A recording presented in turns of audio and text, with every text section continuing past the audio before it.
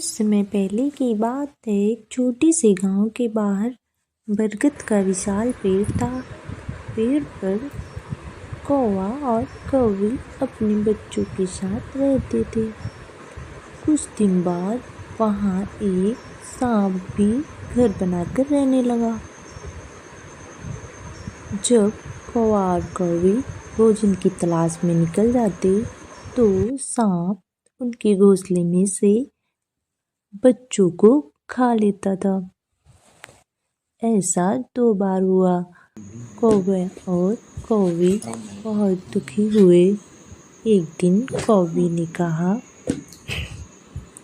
कालू जी, हमें यह जगह छोड़ देनी चाहिए, क्योंकि जब तक यह सांप यहाँ रहेगा हमारे बच्चों को जीवित नहीं रहने देगा। कौवे को भी बहुत बुरा लग रहा था, पर उसे सांप से लड़ने का कोई उपाय नहीं दिख रहा था। आखिर में उन्होंने अपने बुद्धिमान मित्र गीदड़ की सलाह लेने की सोची। वे गीदड़ के पास गए और सारी परेशानी बताई। गीदड़ बोला, चिंता करने से सांप से छुटकारा नहीं मिलने वाला।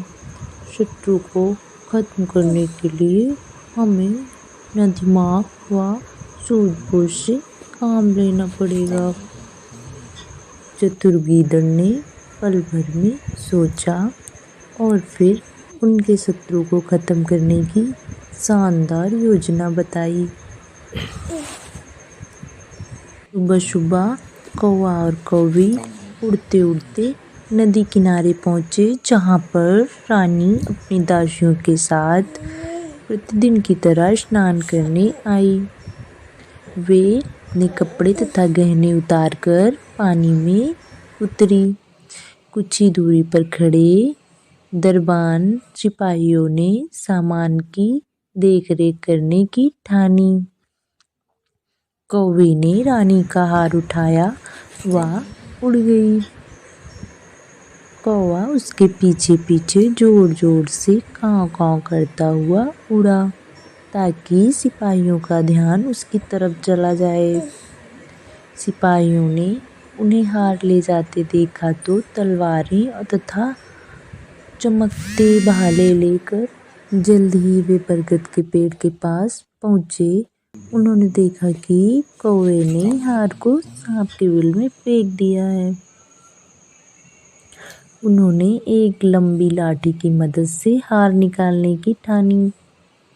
वो कोशिश करते रहे और उसके सांप के बिल में बार बार लाठी जाने से सांप चिढ़ गया और वह फुफकारता हुआ बाहर निकला। सिपाही डर गए और उसे लाठी से पीट पीट कर मार डाला। फिर वे हार लेकर चले गए। कौवा और कौवी सांप को मरा देखकर बहुत प्रसन्न हुए। उन्होंने चतुर गीदड़ को अपनी मदद के लिए धन्यवाद बोला और इसके बाद वे अपने बच्चों के साथ बरगद के पेड़ पर खुशी खुशी रहने लगे।